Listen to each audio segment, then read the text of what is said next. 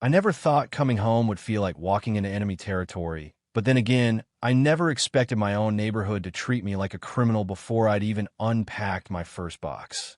This is the story of how a group of suburban bullies tried to ruin my life, and how they accidentally picked a fight with the one woman who could legally dismantle their entire empire. The house on Sycamore Lane wasn't an oppos. Just a building to me.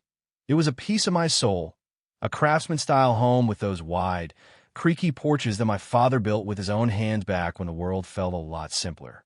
When it fell into disrepair after my parents passed and was sold off to strangers, I felt like I'd lost my anchor.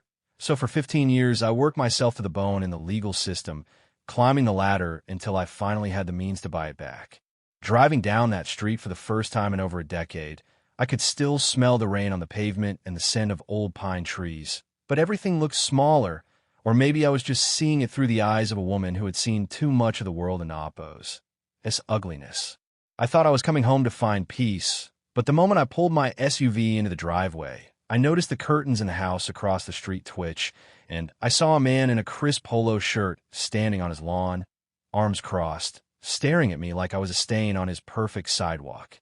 That was Arthur Vance, the president of the Silver Oaks Homeowners Association, and as I'd soon find out, Arthur didn't an oppos. Just run the neighborhood. He ruled it. The welcome wagon didn't an oppos. Come with cookies. It came with a thick envelope taped to my front door less than 48 hours after I moved in.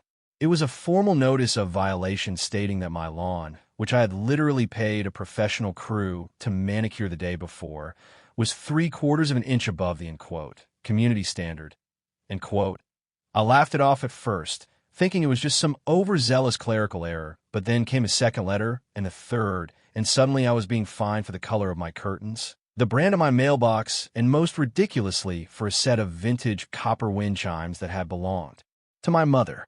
Those chimes were the heartbeat of my childhood. Their soft, metallic song was the last thing I heard before I went to sleep every night as a girl, and yet, according to the Silver Oaks bylaws, they were in, auditory clutter, I tried to be the bigger person, I really did. So, I showed up at the next HOA meeting in the basement of the local library, wearing a simple sweater and jeans, hoping to just talk some sense into these people. The room was cold, filled with neighbors who looked like they were attending a funeral rather than a community meeting, and when Arthur Vance stood up at the podium, the air just seemed to get sucked out of the space. I raised my hand and calmly explained that I was the new owner of 114 Sycamore, and that I'd like to discuss the $500 in fines I'd received in a single week. Arthur didn't an oppos. To even look at me, he just adjusted his glasses and said, we don an oppos.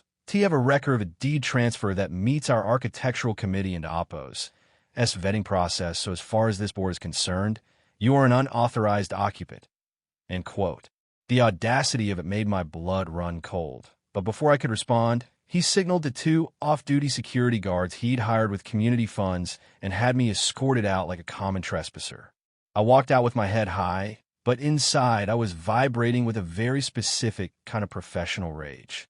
You see, Arthur and his little committee of cronies saw a middle-aged woman in a messy bun and assumed I was just another easy target they could bully into submission or force out so they could flip the property. They didn't an oppos. Bother to Google my name. And they certainly didn't an oppos. Realized that I spent my days in a black robe, presiding over the very circuit court that handles municipal compliance and HOA litigation.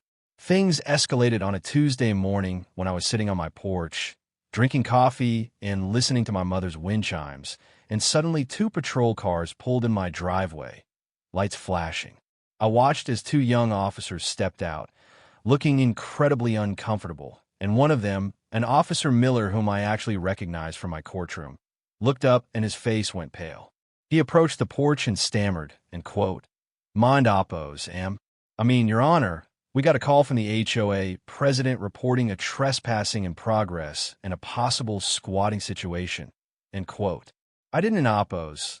Scream, I didn't an oppos. Make a scene. I just leaned back in my chair and took a slow sip of my coffee, looking over at Arthur Vance, who was standing on his lawn across the street, arms folded, a smug, self-satisfied grin on his face as he waited to see me hauled away in handcuffs. I invited the officers inside, showed them my original deed, my notarized closing documents, and my judicial ID, and the silence that followed was heavy. Officer Miller sighed, looked out Arthur, and said, end quote, "He really has no idea who he's messing with, does he?" End quote. I just smiled and told him to go ahead and tell Mr. Vance that the end quote, situation end quote, was being handled internally. From that moment on, I stopped being the neighbor and started being the judge. I spent my nights in my home office, fueled by caffeine and a deep sense of justice, digging into the Silver Oaks public filings, and what I found wasn't an oppos. Just petty bullying. It was a criminal enterprise disguised as a suburban utopia. I discovered that Arthur had been funneling, end quote, special assessment, end quote, fees into a shell company owned by his brother-in-law for, end quote, landscaping services, end quote, that were never performed, and he had been illegally leaning the homes of elderly residents who couldn't into oppos. Afford to fight back, eventually forcing them into foreclosure so he could buy the lots at a discount. I waited for the annual General Assembly, the one meeting where every homeowner was required to attend, and the room was packed with people who looked defeated, people who had been living under Arthur's thumb for years. Arthur was mid-speech, bragging about the end quote, prestige, end quote, he had brought to the neighborhood when I stood up from the back of the room. He rolled his eyes and sighed into the microphone, end quote, "Ms. Hayes, I believe we've made it clear that you aren't into oppos. Welcome here until your legal status is verified," end quote. I didn't into oppos. Walked to the podium. I just spoke for where I stood, my voice carrying that projection I'd spent decades perfecting in the courtroom. I said, end quote, "Arthur, you're right about one thing. Legal status is very important, which is why I've spent the last 3 weeks reviewing the $40,000 you moved from the Community Reserve Fund into a private account in the Cayman Islands last October," end quote. The room went dead silent, the kind of silence that feels like the moment before a lightning strike. Arthur started to stutter, his face turning a mottled shade of purple, shouting about how I was making baseless accusations, but I just held up a thick folder of bank records and state audits. End quote. "My name is Judge Elena Vance Sterling," end quote. I said, and yes, I used my full title and my maiden name just to see the realization hit his eyes. End quote. I preside over the Fourth Circuit, and while I'm here as a homeowner tonight, I've already handed these files over to the state attorney's office. As of 4-0 and oppos, clock this afternoon, a freeze has been placed on all HOA assets, and a warrant has been issued for the seizure of your personal records, end quote. The chaos that broke out was like something out of a movie. People who had been too afraid to speak for a decade were suddenly standing up, shouting their own stories of how Arthur had threatened them, how he'd stolen their peace, how he'd ruined the neighborhood. Arthur tried to bolt for the side door, but remember those 2 police officers from my driveway?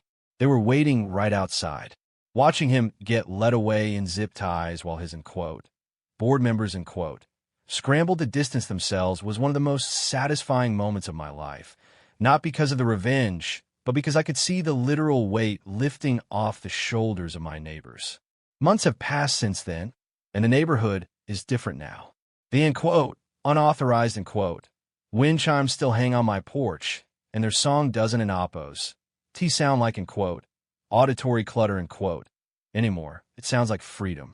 We have a new board, one that actually talks to each other over fences and shares tools and doesn't in oppos.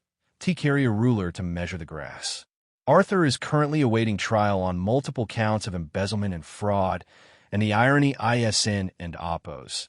Lost on me that his case might eventually end up in the very courthouse where I work every day. But it makes me wonder how many other, end quote, Arthurs, end quote, are out there right now, hiding behind a polo shirt and a clipboard, ruining the lives of people who just want to live in peace. Was I right to use my position to shine a light on him, or did I cross a line, B? Why making it personal? I'd love to hear what you think in the comments. Have you ever had an HOA horror story that felt like a war? Or do you think these organizations are a necessary evil to keep property values up? Let's talk about it, because sometimes the only way to stop a bully is to show them that justice doesn't end oppos. Just sit on a bench. Sometimes it lives right next door.